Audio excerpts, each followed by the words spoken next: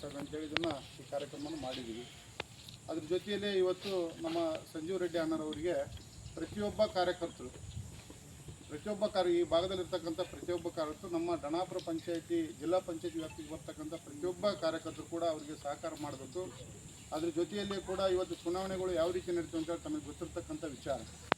ಪಾರ್ಟಿಯಲ್ಲಿರ್ತವೆ, party ಬಿಟ್ಟು ಇನ್ನೊಬ್ಬರ ಜೊತೆಗೆ ನಾವು ಬುಕ್ ಆಗ್ತೇವೆ. ಅದು ಬುಕ್ ಆಗ್ತವೆ ತಮಗೆ ಗೊತ್ತಿರ್ತದೆ, ಕಮಿಟ್ಮೆಂಟ್ ಆಗ್ತವೆ. ಜೊತೆಗಿರ್ತೀವಳೆ ನಾವು ಮಾಡ್ತೀವಿ ಅಂತೇಳಿ ಸೋಲಿಸುವಂಥ ಪ್ರಯತ್ನ ಕೂಡ ಇವತ್ತು ವಾಸ್ತವ ಸ್ಥಿತಿಗಳು ಕೂಡ ನಾವು ನೋಡ್ತಾ ಇದ್ದೀವಿ ಪಾರ್ಟಿಯಲ್ಲಿರ್ತಕ್ಕಂಥ ವಿಚಾರ. ಹಾಗಾದಾಗ ಮುಂಚೂಣಿಯ ಜವಾಬ್ದಾರಿ ತಗೊಂಡಿರ್ತಕ್ಕಂಥ ಜಿಲ್ಲಾಧ್ಯಕ್ಷ ಆಗಿರ್ಬೋದು, ಮಂಡಲ ಅಧ್ಯಕ್ಷ ಆಗಿರ್ಬೋದು, ಅವರಿಗೂ ಕೂಡ ಹಿನ್ನಡೆ ಆಗುವಂಥ ಚಾನ್ಸಸ್ ಕೂಡ ಭಾಳ ಇರ್ತದೆ. ಹಾಗಾಗಿ ಕಡೆ ಇರ್ತಕ್ಕಂಥ ಕಾರ್ಯಕರ್ತರು ಏನು ಕೆಲಸ ಮಾಡ್ತಾರೆ ಅವರು ಕೂಡ ಹಿನ್ನಡೆ ಆಗುವಂಥ ಕೆಲಸ ಕೂಡ ನಾವು ನೋಡ್ತಾ ಇದ್ದೀವಿ. ಹಾಗಾಗಿ ನಾನು ಹೇಳ್ತಾ ಇದ್ದೀನಿ ಇಷ್ಟೇ. ಯಾಕಂದರೆ ಇವತ್ತು ಭಾರತೀಯ ಜನತಾ ಪಾರ್ಟಿಯಲ್ಲಿರ್ತಕ್ಕಂಥ ನಾವು ಶಾಲೆ ಹಾಕಿದ್ವಿ. ಇದಕ್ಕೆ ಆಗ್ತಕ್ಕ ಕಾರಣ ಏನಂತ ತಿಳ್ಕೊಬೇಕು. ಮತ್ತೊಮ್ಮೆ ಇವತ್ತು ಪ್ರತಿಯೊಂದು ಕಾರ್ಯಕ್ರಮದಲ್ಲಿ BJPಯಲ್ಲಿ ಕೂಡ ಕೆಲವೊಂದು ಸಿದ್ಧಾಂತಗಳು ಕೂಡ ನಾವು ರಕ್ಷಾಬಂಧನ ಕೂಡ ಮಾಡ್ತೇವೆ. ಇದಕ್ಕೆ ಮಾಡ್ತೇವೆ ರಕ್ಷಾಬಂಧನ. ಇವತ್ತು ಅಕ್ಕ ತಂಗಿಯರು ಕೂಡ ನಮಗೆ ರಾಖಿ ಕಟ್ತಾರೆ. ನಮ್ಮ ಅಣ್ಣ ನಮ್ಮ ತಮ್ಮ ಕೊನೆಯವರು ಕೂಡ ನನ್ನ ರಕ್ಷಣೆ ಮಾಡಲಿ ಅಂತೇಳಿ ನಾವು ರಕ್ಷಾಬಂಧನದಲ್ಲಿ ರಾಖಿ ಕಟ್ಕೊಳ್ತೇವೆ. ಅದೇ ರೀತಿಯಾಗಿ ಭಾರತೀಯ ಜನತಾ ಪಾರ್ಟಿಯ ಇವತ್ತೇನು ಕೇಸರಿ ಸಾಲ ನಾವು ಹೆಗಲಿಗೆ ಹಾಕ್ತೇವೆ, ಆ ಭುವನೇಶ್ವರಿ ತಾಯಿ ಭಾರತೀಯ ಜನತಾ ಪಾರ್ಟಿ ನನ್ನ ಕಾಪಾಡು ಮಗನೇ ಅಂತೇಳಿ ನಾವು ಶಾಲೆ ಹಾಕ್ತೀವಿ. ಅದನ್ನು ಯಾರೂ ಮರಿಬಾರ್ದು ಅಂತೇಳಿ ನಾವು ಇಷ್ಟಪಡ್ತಾರೆ.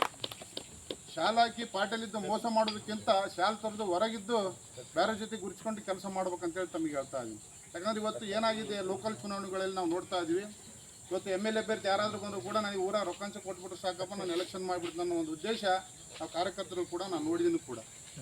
ಯಾಕಂದರೆ ಇವತ್ತು ಇವ್ರು ಹೋಗ್ಬಿಟ್ರೆ ಸಾಕಪ್ಪ, ನಾವು ಹೋಗ್ಬಿಡ್ತೀವಿ, ನಮ್ಗೆ MLA ಎಲೆಕ್ಷನಿಗೆ ದುಡ್ಡು ಕೊಟ್ಬಿಡ್ತಾರೆ ಅಂಚಕ ನಾವು ಇಷ್ಟ ಬಂದಷ್ಟು ಹಂಚಿ ನಾವು ಮನೆಗೆ ಇಟ್ಕೊಂಡ್ಬಿಡೋಣ ಅಂತೇಳಿ ವ್ಯವಸ್ಥೆ ಕೂಡ ನಡೆದಿದೆ.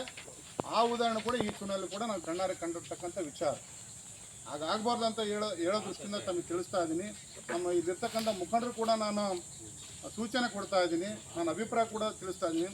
ಪ್ರತಿಯೊಂದು ಹಳ್ಳಿಗಳಲ್ಲಿ 10 ಜನ ಕಾರ್ಯಕರ್ತರು ಕಂಪಲ್ಸರಿ ನಿಮ್ಮ ಜೊತೆ ನಿಂತರೆ ಯಾವುದೇ ಚುನಾವಣೆಯಲ್ಲಿ ಕೂಡ ನಾವು ಸೋಲುವುದಿಲ್ಲ ಅಂತೇಳಿ ನಾನು ಭರವಸೆ ಕೊಡ್ತೇನೆ. 10 ಜನ, ಅದು ಒಂದು ಗುಂಪಿನಲ್ಲಿರ್ತಕ್ಕಂಥ ಒಬ್ಬ ಪ್ರಬಲ ಗುಂಪಿನ ಹುಡುಗ ಆಗಿರ್ಬೋದು, ತನ್ನ ನಾಲೆಡ್ಜಿಂದ ಕೆಲಸ ಮಾಡುವಂಥ ಹುಡುಗ ಆಗಿರ್ಬೋದು, ಅಂಥವ್ರನ್ನ 10 ಜನ ಗುರುತಿಸಿ ಪ್ರತಿಯೊಂದು ಹಳ್ಳಿಯಲ್ಲಿ ನಾವು ಸಂಘಟನೆ ಮಾಡಿದಾಗ ಪ್ರತಿ ಜಿಲ್ಲಾ ಪಂಚಾಯತಿಯಲ್ಲಿ ಕೂಡ ನಾವು ಸೋಲಲಿಕ್ಕೆ ಚಾನ್ಸ್ ಇಲ್ಲ ಅಂತ ಹೇಳಿ. ಈ ಬರ್ತಕ್ಕಂಥ ಚುನಾವಣೆ ತಮಗೆ ಗೊತ್ತಿರ್ತಾವೆ, ಜಿಲ್ಲಾ ಪಂಚಾಯತಿ, ತಾಲೂಕು ಪಂಚಾಯತಿ ಕೂಡ. ಈಗ ಕೃಷ್ಣಣ್ಣ ಅವ್ರ ಬಗ್ಗೆ ನಾನು ಹೇಳ್ತಾ ಇದ್ದೀನಿ, ಎಲ್ಲ ಎಲೆಕ್ಷನ್ಗಳಲ್ಲಿ ಪ್ರತಿಯೊಬ್ಬರಿಗೆ ಅವರು ಆಗ್ತಾರೋ ಬಿಡ್ತಾರೋ ಗೊತ್ತಿಲ್ಲ ಅಂಥವ್ರಿಗೆ ಕೂಡ ಬೆನ್ತಟ್ಟಿ ಕೆಲಸ ಮಾಡಿ ಅವ್ರನ್ನ ಅಧಿಕಾರವನ್ನು ಕೊಟ್ಟು ಅವ್ರನ್ನ ಅನುಭವಿಸುವಂಥ ಕೆಲಸ ಕೂಡ ಕೃಷ್ಣನ್ ಕೂಡ ಮಾಡ್ಕೊಂತ ಬಂದಿದ್ದಾನೆ. ಬಟ್ ಅವ್ರಿಗೆ ಆಗಿರ್ತಕ್ಕಂಥ ಅನ್ಯಾಯಗಳನ್ನೆಲ್ಲ ನೋಡಿದ್ರು ಕೂಡ, ಬಟ್ ನಾಳೆ ಬರ್ತಕ್ಕಂಥ ಚುನಾವಣೆ SC ಬರ್ಬೋದು, ST ಬರ್ಬೋದು. ಬಟ್ ಅಂಥ ಒಂದು ಸಂದರ್ಭ ಬಂದಾಗ ನಾವು ಕೃಷ್ಣಣ್ಣವ್ರನ್ನ SC ಏನಾದರೂ ಬಂದಲ್ಲಿ ಅವನ ಜಿಲ್ಲಾ ಪಂಚಾಯತ್ ಅಭ್ಯರ್ಥಿಯಾಗಿ ನಾವು ಪ್ರಚಂಡ ಬಹುಮತದಿಂದ ನಮ್ಮ ಪಾರ್ಟಿಯಿಂದ ಗೆಲ್ಲಿಸ್ಕೊಡುವಂಥ ಕೆಲಸ ನಾವೆಲ್ಲ ಮಾಡ್ಬೇಕಂತ ನಾನು ಅಡ್ವಾನ್ಸ್ ಹೇಳ್ತಾ ಇದ್ದೀನಿ. ಜೊತೆಗಿದ್ದ ನಾವು ಮಾಡ್ತೀವಿ ಅಂತೇಳಿ ಇನ್ನೊಂದು ಪಾರ್ಟಿ ಕಡೆಗೆ, ಕಾಂಗ್ರೆಸ್ ಕಡೆಗೆ ರಾತ್ರಿ ಬುಕ್ ಆಗೋಂಥ ಕೆಲಸ ಆಗಬಾರ್ದು.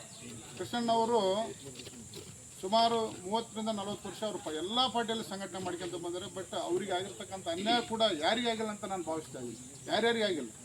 ಬಟ್ ಅವ್ರ ಅಧಿಕಾರ ಕೂಡ ಅನುಭವಿಸಲ್ಲ, ಅಧಿಕಾರ ಮಾಡೋರ ಜೊತೆಗಿರ್ತಾರೆ. ಕೊನೆಗೆ ಅಧಿಕಾರ ತೊಗೊಂಡರು ಅವ್ರು ಕೈ ಬಿಡುವಂಥ ಕೆಲಸ ಕೂಡ ನಾನು ಭಾಳ ನೋಡಿದ್ದೀನಿ ಕೂಡ. ಹಾಗಾಗಿ ನಾನು ಹೇಳ್ತಾ ಇದ್ದೀನಿ, ಇಲ್ಲಿ ನಮ್ಮಿರ್ತಕ್ಕಂಥ ಜಿಲ್ಲಾಧ್ಯಕ್ಷರು ಕೂಡ ಅವ್ರು ಯಾವುದೋ ರೀತಿಯಿಂದ ಆ್ಯಟಿಟ್ಯೂಡ್ ಪರ್ಸನ್ ಅಲ್ಲ, ಸಂಘಟನೆಯಲ್ಲಿ ಬಂದಿರತಕ್ಕಂಥವ್ರು. ಸವಿಸ್ತರವಾಗಿ ಕೂಡ ರಾಮಣ್ಣವರು ಕೂಡ ಅವ್ರ ಬಗ್ಗೆ ಹೇಳಿದ್ದಾರೆ. ಇವತ್ತು ಜಿಲ್ಲಾಧ್ಯಕ್ಷ ಅಂದರೆ ಯಾವ ರೀತಿ ಇರ್ತಾರೆ ಅಂತ ತಮಗೆ ಗೊತ್ತಿದೆ. ಕಾಂಗ್ರೆಸ್ಸಲ್ಲಿ ಕೂಡ ಅವ್ರು ಸ್ಟೈಲಾಗಿ ಕಾರ್ಯ ಬಂದು ಹೇಳಿದ್ರು, ಸ್ಟೈಲಾಗಿ ವೇದಿಕೆ ಎತ್ತಿ ಕಾರ್ಯಕರ್ತರ ಕೈಯಿಂದ ಕೂಡ ಲೆಕ್ಕನಲ್ದ ಓದ್ತಕ್ಕಂಥ ಪರಿಸ್ಥಿತಿ ಜಿಲ್ಲಾಧ್ಯಕ್ಷರು ನಾವು ನೋಡಿವಿ. ಅದರಲ್ಲಿ ಸಂಜೀವ್ ರೆಡ್ಡಿ ಅಣ್ಣ ಆ ರೀತಿ ಅಲ್ಲ, ಸರಳ ವ್ಯಕ್ತಿ, ಸಜ್ಜನಿಕೆ ವ್ಯಕ್ತಿ. ಕಡೆಯ ಕಾರ್ಯಕರ್ತರು ಫೋನ್ ಮಾಡಿದ್ರೆ ಲಿಫ್ಟ್ ಮಾಡಿ ಮಾತಾಡುವಂಥ ವ್ಯಕ್ತಿ ಕೂಡ ನಮ್ಮ ಸಂಜೀವ್ ರೆಡ್ಡಿ ಅಣ್ಣ ಅಂತ ಹೇಳಕ್ಕೆ ಬರ್ತೀನಿ. ಅಂಥ ಅಧ್ಯಕ್ಷಗಳನ್ನ ಗುರುತು ಮಾಡುವಂಥ ಪಾರ್ಟಿ ಅಂತಂದರೆ ಅದು ಜನತಾ ಪಕ್ಷ ಪಾರ್ಟಿ ಅಂತ ನಾನು ಹೇಳಕ್ಕೆ, ಭಾರತೀಯ ಜನತಾ ಪಕ್ಷ ಪಾರ್ಟಿ.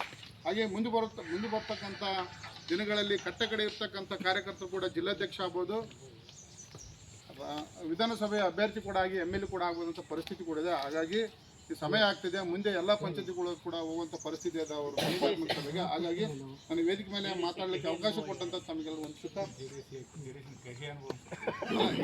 ಪರಿಸ್ಥಿತಿ ಕೂಡ ಅನುಗುಣವಾಗಿ ನಾವು ಚುನಾವಣೆಗಳನ್ನು ಕೂಡ ಮಾಡಿದ್ವಿ ಕೂಡ, ಪರಿಸ್ಥಿತಿ ಕೂಡ ಅನುಗುಣವಾಗಿ ನಾವು ಚುನಾವಣೆ ಮಾಡಿದ್ವಿ ಕೂಡ. ನಾನು ಯಾರು ಪರ ವಿರೋಧ ಅಂತ ಹೇಳಲ್ಲ. ನಾನು ಮೂಲ ಭಾರತೀಯ ಜನತಾ ಪಾರ್ಟಿನಾಗಿರೋದ್ರಿಂದ ನನ್ನ ಮನೆಯಲ್ಲಿ ನನ್ನ ಮಕ್ಕಳು ಕೂಡ ಭಾರತೀಯ ಜನತಾ ಪಾರ್ಟಿ ಇರ್ತಕ್ಕ ನಾಯಕರ ಹೆಸರುಗಳೇ ಇಟ್ಟಿದ್ದೀನಿ. ನರೇಂದ್ರ ಅಂತೇಳಿ, ಅಮಿತ್ ಅಂತೇಳಿ, ಸುಷ್ಮಾ ಅಂತೇಳಿ, ಯೋಗಿ ಅಂತೇಳಿ ಆಗ ನಾವು ಮೂಲ ಭಾರತೀಯ ಜನತಾ ಪಾರ್ಟಿ ಕೇಸರಿ ಕಣ ಅದೇನೋ ಸಂದರ್ಭವಾಗಿ ನಾವು ಮಾಡಿದ್ವಿ ಕೂಡ ಯಾರ ಮೇಲೆ ದ್ವೇಷದಿಂದ ನಾವು ಎಲೆಕ್ಷನ್ ಮಾಡಿಲ್ಲ. ಅದೇನೋ ಸಂದರ್ಭ ಪರಿಸ್ಥಿತಿ ಆಗಿತ್ತು ಮಾಡಿದ್ವಿ. ಮರಳಿ ಭಾರತೀಯ ಜನತಾ ಪಾರ್ಟಿಯಲ್ಲಿ ಬಂದಿರತಕ್ಕಂಥ ವಿಚಾರ ಭಾಳ ಖುಷಿ. ಯಾವುದೇ ಕ್ಷಣದಲ್ಲೂ ಕೂಡ ಭಯ ಇಲ್ಲ ನಮಗೆ. ಒಬ್ಬರು ಹಿಂದೆ ಬರ್ತೀವಣ್ಣ ಮುಂದೆ ಬರ್ತೀವಣ್ಣ ಅಂತಾರೆ, ನೇರವಾಗಿ ಬಂದು ನಿಂತಿದ್ವಿ. ಪಾರ್ಟಿ ಕೂಡ ಅಣ್ಣರ ಜೊತೆ ಜಾಯ್ನ್ ಆಗಿದ್ವಿ. ರಾಮಣ್ಣರು ಯಾವಾಗಲೇ ಫೋನ್ ಮಾಡಲಿ, ಕೃಷ್ಣಣ್ಣ ಯಾವಾಗೇ ಫೋನ್ ಮಾಡಲಿ, ನಮ್ಮ ಅಧ್ಯಕ್ಷರು ಯಾವಾಗೇ ಫೋನ್ ಮಾಡಿ ಕೂಡ 24 hours ಅವ್ರ ಜೊತೆ ನಿಂದಿರ್ತು ಅಂತ ಹೇಳ್ತಾ ನನಗೆ 2 ಮಾತಾಡೋಕ್ಕೆ ಅವಕಾಶ ಕೊಟ್ಟಂತ ಒಂದ್ಸತ ನಾನು 2